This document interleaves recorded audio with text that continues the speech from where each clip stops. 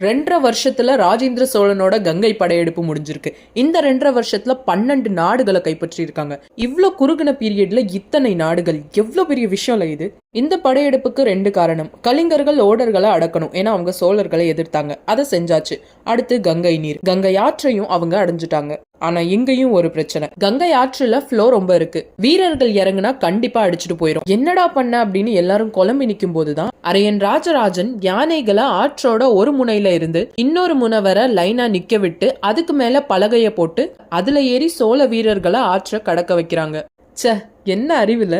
Finally இத்தனை தேசங்களை அடைஞ்சதுக்கு அப்புறம், இத்தனை போருக்கு அப்புறம் கங்கை நீர் சோழத்துக்கு போக தங்க குடங்கள்ல நிறைக்கப்படுது. சோழர்களை எதிர்த்த எதிரி மன்னர்களோட தலையில வச்சு இந்த குடங்களோட சோழ வீரர்கள் மீண்டும் சோழத்துக்கு திரும்புறாங்க. ராஜேந்திர சோழனும் இவங்களை வரவேற்க வராங்க. ஆனா அப்போ வேற ஒரு நாடு திடீர்னு இவங்க மேல போர் தொடுக்கிறாங்க. அதை பத்தி அடுத்த வீடியோல பார்க்கலாம்.